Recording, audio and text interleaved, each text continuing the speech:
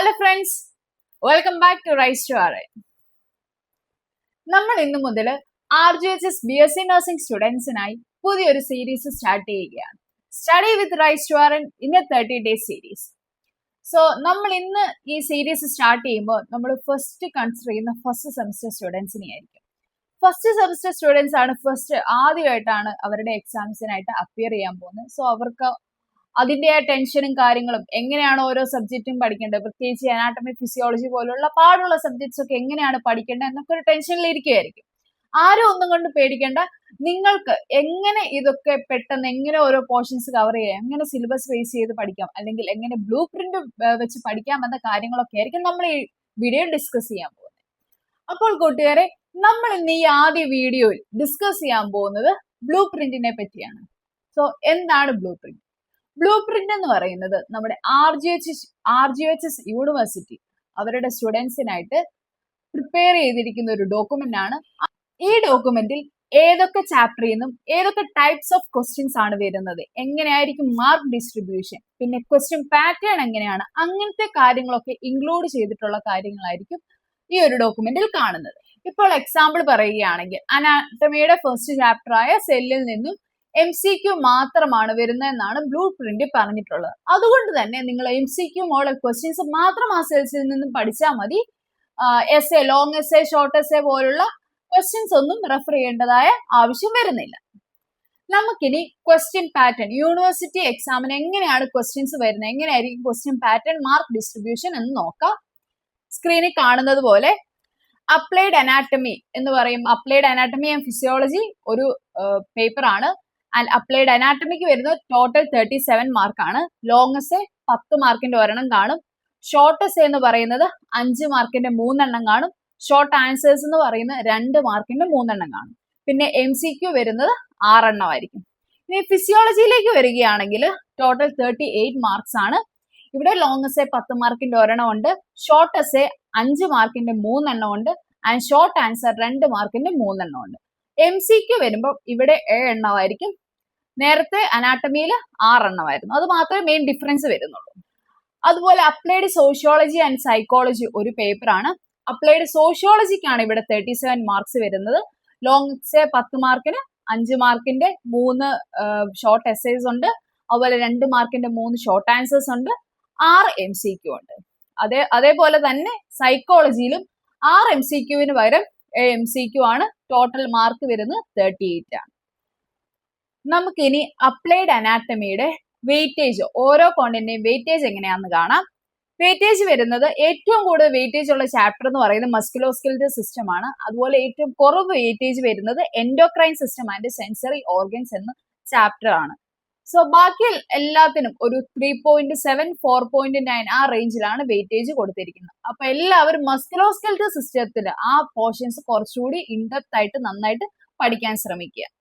Next നമുക്ക് long SI questions, അത് എന്ന് പറഞ്ഞാൽ 10 മാർക്കിന്റെ ക്വസ്റ്റ്യൻസ് ഏതൊക്കെ ചാപ്റ്ററിൽ നിന്നായിരിക്കും വരുന്നതെന്ന് കാണാം. റെസ്പിറേറ്ററി സിസ്റ്റത്തിൽ നിന്ന് വരാം, digestive system, circulatory and lymphatic system, musculoskeletal system and nervous system. ഈ 5 ചാപ്റ്റേഴ്സിൽ നിന്നാണ് നമുക്ക് 10 മാർക്കിനുള്ള ക്വസ്റ്റ്യൻ പ്രതീക്ഷിക്കാവുന്നത്. ദെൻ ഷോർട്ട് എസ്സെ വരുമ്പോൾ എന്ന് പറഞ്ഞാൽ 5 മാർക്കിന്റെ ക്വസ്റ്റ്യൻസ് വരാൻ ചാൻസ് ഉള്ള യൂണിറ്റ് എന്ന് പറയുന്നത് respiratory system, digestive system, circulatory and lymphatic system, musculoskeletal system, renal system, reproductive system and nervous system.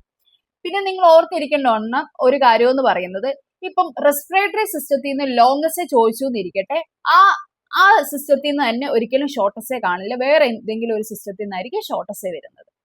ഇനി വരുന്ന വെരി ഷോർട്ട് ആൻസേഴ്സ് ആണ് എന്ന് പറഞ്ഞാൽ 2 മാർക്കിന്റെ ക്വസ്റ്റ്യൻസ് വരുന്ന യൂണിറ്റ്സ് എന്ന് പറയുന്നത് introduction to anatomical terms and organisation of human body, then endocrine system, sensory organs, renal system and nervous system.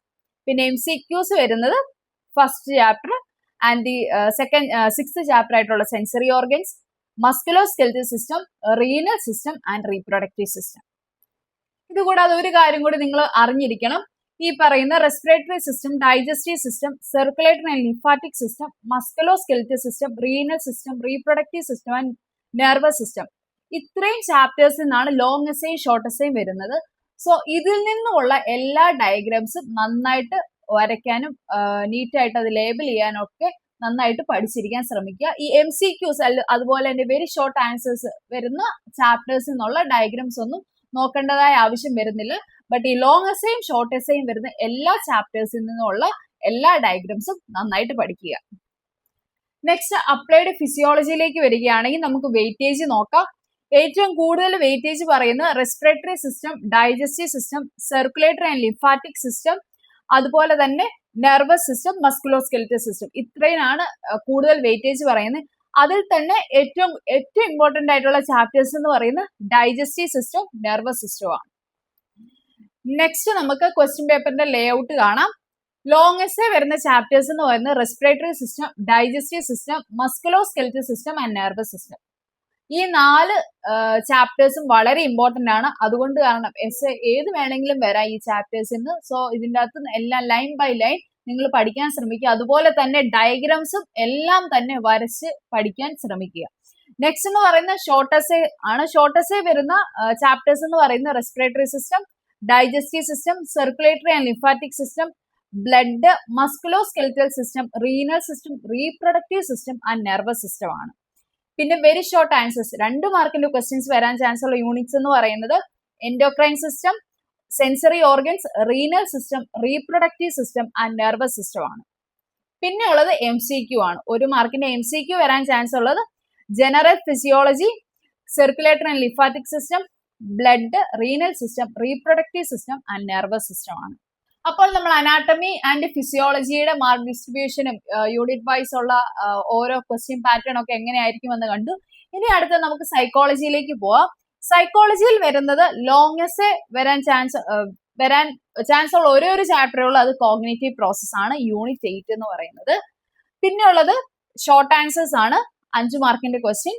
അത് 3 യൂണിറ്റ് ആണ് അവർ പറയുന്നത്. Mental health and mental hygiene, developmental psychology and application of soft skills. പിന്നെ very short answer 2 മാർക്കിന് വരുന്നത് personality, motivation and emotional process and self empowerment. പിന്നെ ഉള്ളത് MCQ ആണ്. MCQ 7 മാർക്കിനാണ് വരുന്നത്. അത് വരാൻ ചാൻസ് ഉള്ള ചാപ്റ്റേഴ്സ് എന്ന് പറയുന്നത് ഇൻട്രൊഡക്ഷൻ ചാപ്റ്റർ ഉണ്ട്, biological basis of behaviour and introduction, then motivation and emotional processes, psychological assessment and test, introduction, application of soft skills. So ഇത്രയാണ് ഓരോ ചാപ്റ്ററിൽ നിന്നും നമുക്ക് പ്രതീക്ഷിക്കാവുന്ന ക്വസ്റ്റ്യൻ പാറ്റേൺ എന്ന് പറയുന്നത്. ലാസ്റ്റ് ആയിട്ട് നമുക്ക് സോഷ്യോളജിയുടെ ക്വസ്റ്റ്യൻ പേപ്പർ ലേ ഔട്ട് കൂടി കാണാം. സോഷ്യോളജിയുടെ വരുമ്പോൾ ലോങ് എസ്സേ നമുക്ക് വരാൻ ചാൻസ് ഉള്ള ഒരു ചാപ്റ്ററേ പറയുന്നുള്ളൂ, സോഷ്യൽ ഓർഗനൈസേഷൻ ആൻഡ് ഡിസോർഗനൈസേഷൻ. അത് യൂണിറ്റ് 6 ആണ്. പിന്നെ ഷോർട്ട് ആൻസേഴ്സ് വരാൻ ചാൻസ് ഉള്ള ചാപ്റ്റേഴ്സ് എന്ന് പറയുന്നത് സോഷ്യൽ സ്ട്രക്ചറും സോഷ്യൽ സ്ട്രാറ്റിഫിക്കേഷനും. പിന്നെ വെരി ഷോർട്ട് ആൻസേഴ്സ് വരാൻ ചാൻസ് ഉള്ള chapters culture, family and marriage. പിന്നെ MCQ വരുന്നത് culture, family and marriage, social organisation, disorganisation, clinical sociology. ഈ 4 ചാപ്റ്റേഴ്സിൽ ആയിരിക്കും MCQ വരുന്നത്. അപ്പോൾ കൂട്ടുകാരെ, എല്ലാവർക്കും ബ്ലൂ പ്രിന്റ് എന്താണെന്ന് ഒരു ഐഡിയ കിട്ടിക്കാണുമെന്ന് പ്രതീക്ഷിക്കുന്നു.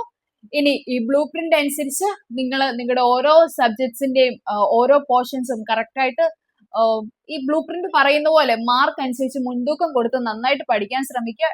അനാട്ടമിയുടെ ആണെങ്കിലും ഡയഗ്രാംസ് ഒക്കെ നന്നായിട്ട് വരച്ച് പഠിക്കാൻ ശ്രമിക്കുക.